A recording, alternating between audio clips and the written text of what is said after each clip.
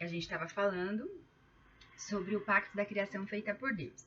Deus trata sua criação com integridade, cada coisa segundo a sua espécie, cada coisa na forma como a fez.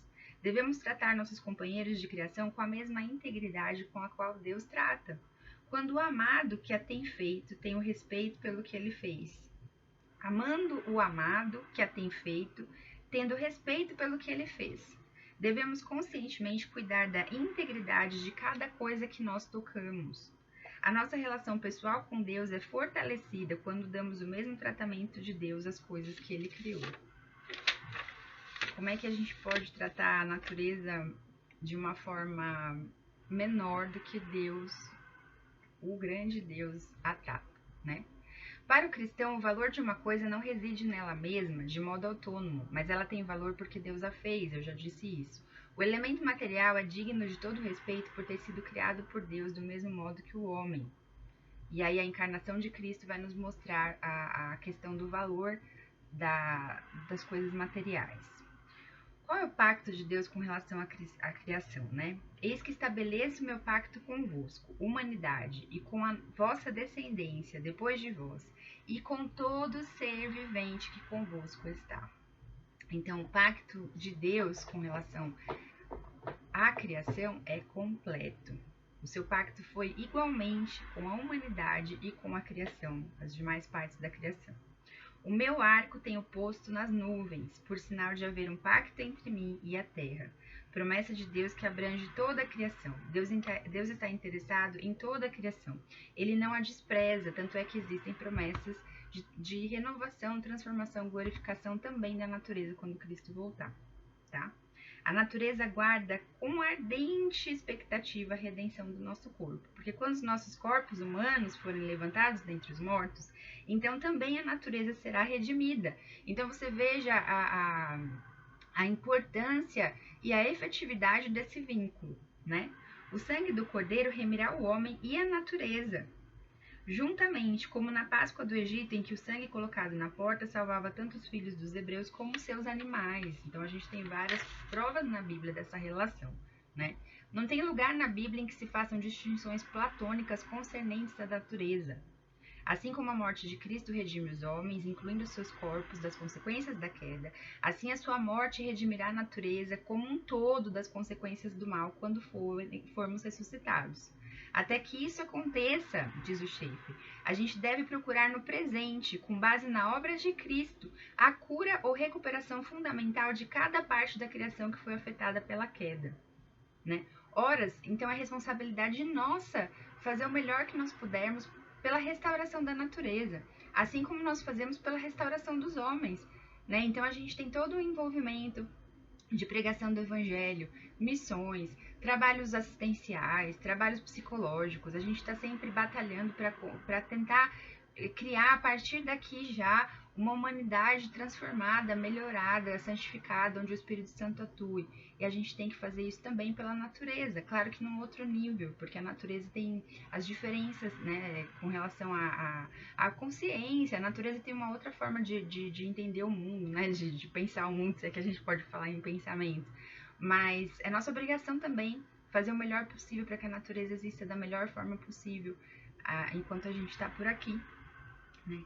Ele diz que ele está convencido de que essa é a psicologia básica, que o homem, individualmente falando, encontra-se dividido em sua própria estrutura de personalidade como resultado da queda, né? Tem divisões sociológicas, que são os homens com os outros homens, e divisões ecológicas, que é do homem com a natureza, tudo isso consequência da queda, né? Então nós perdemos a integridade emocional, espiritual e nas nossas relações, conosco mesmo, com Deus e também com a natureza. Então essas coisas são as coisas que têm que ser e serão resolvidas com a volta de Cristo. Porém, os cristãos que creem na Bíblia não são chamados para simplesmente dizer que um dia haverá uma restauração completa, e preste atenção nisso, mas que pela graça de Deus, sobre o fundamento da obra de Cristo, uma restauração verdadeira pode ser realidade a partir de aqui e de agora, tá?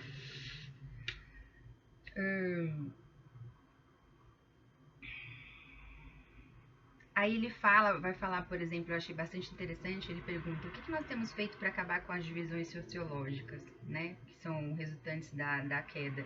Ele fala que frequentemente as nossas igrejas são um escândalo, porque nós somos cruéis não só com os homens de fora, mas também com os de dentro. Né? Ele fala que psicologicamente, muitas vezes a igreja sobrecarrega as pessoas com problemas psicológicos, dizendo que os cristãos não tropeçam, e isso é um outro tipo de assassinato. Né? E aí ele vai falar sobre um monte de coisa, que são falhas mesmo dos cristãos na forma como se relacionar com o mundo, com Deus, com a natureza, com o outro homem. E eu gosto do Schaeffer nos livros dele porque ele não tem medo de fazer uma autocrítica. E às vezes é muito difícil para nós cristãos admitirmos que nós estamos errando como igreja e como indivíduos em várias questões. Né? E aí ele vai colocar isso, inclusive, como uma violência psicológica, quando a gente não é capaz de admitir que nós erramos, né? Porque a gente impõe uma perfeição que não existe. Se existisse, nós não precisaríamos de Cristo. E aí ele vai falar sobre as consequências desse tipo de ponto de vista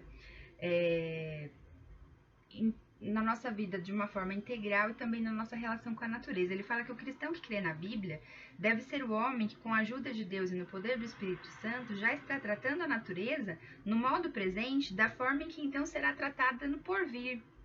Isso não poderá ser realizado de modo perfeito agora, porém deve ser feito de modo substancial, ou então teremos falhado na nossa vocação de mordomia, né? O chamamento atual do cristão e da comunidade cristã por parte de Deus no tocante à natureza, exatamente como acontece na área da vida cristã pessoal, em verdadeira espiritualidade, é para que demonstremos uma cura substancial aqui e agora, entre o homem e a natureza consigo mesma, até onde os cristãos possam conseguir que isso assim seja, tá? Então, assim, ele vai partir de uma ideia de que a igreja tem que ser o plano piloto no trato com as questões da natureza, né? E como é que a gente vai se tornar o canal de mudança da relação do homem com a natureza? Primeiro, obedecendo a Deus. Segundo, valorizando a sua criação. Terceiro, nos envolvendo ativamente nessa questão, parar de fingir que não é com a gente, que é o que eu mais percebo, né?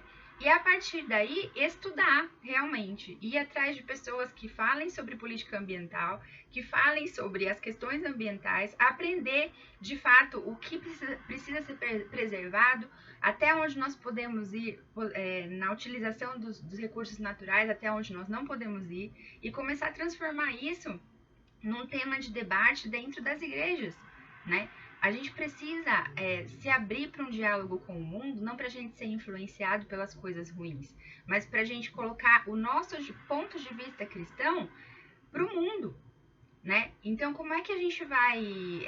Primeiro, a gente tem que admitir que muitos de nós viemos com um ponto de vista errado com relação à ecologia até hoje, né? E a partir disso, se rebustecer de conhecimento e estratégias e batalhar pela preservação da natureza, tá?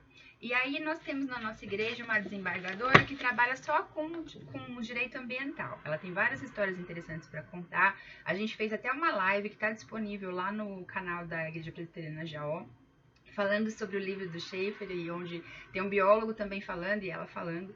E ela indicou 2 livros pra gente, ó. Vou deixar aqui para vocês, tá?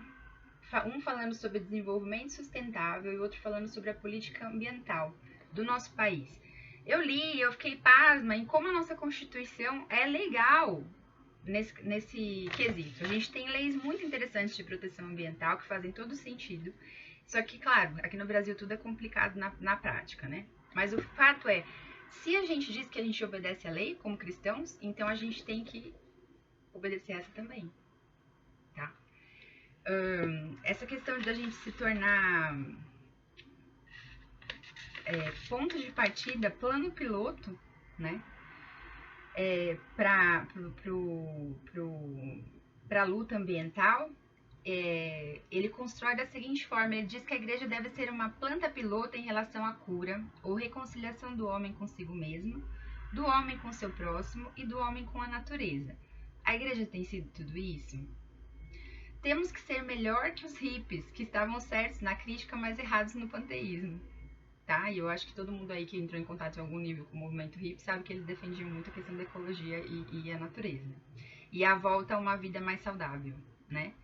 A gente tem que mostrar que na vida presente o homem pode exercer domínio sobre a natureza sem destruí-la.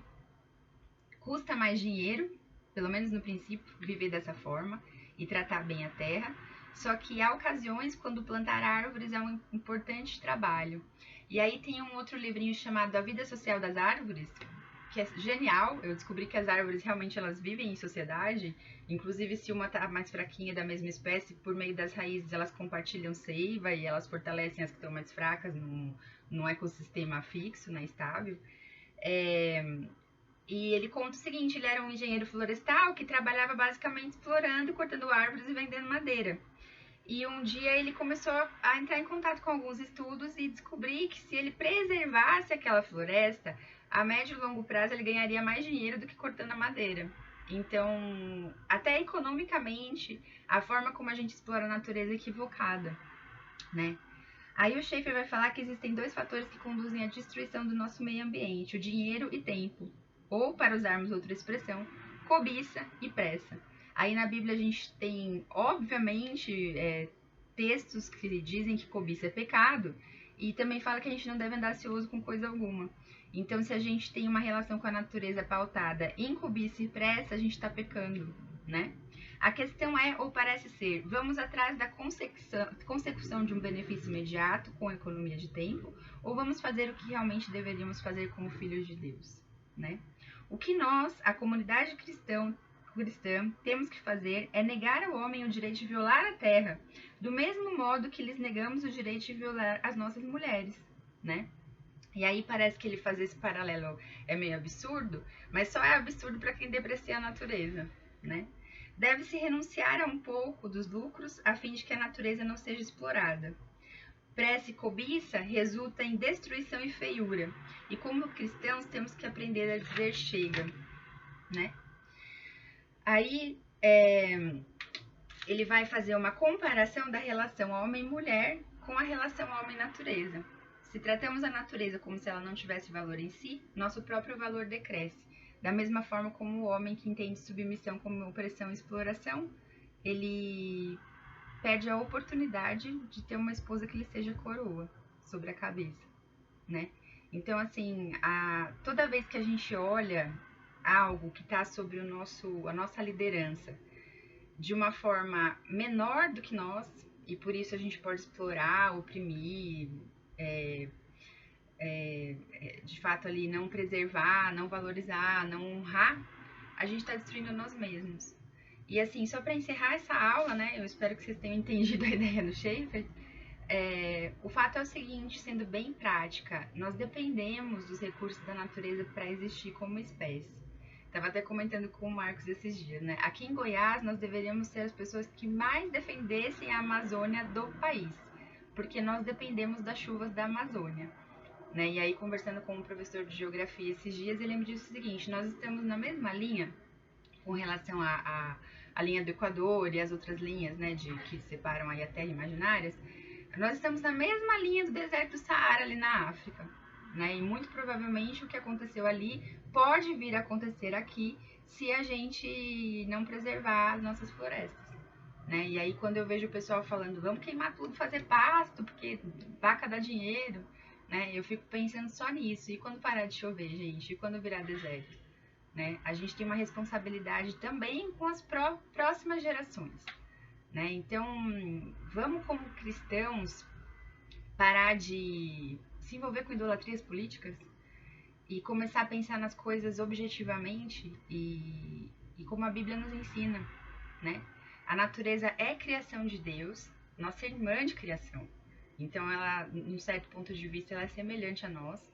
E se nós somos líderes sobre ela, é para ampliar isso, não para destruir, né?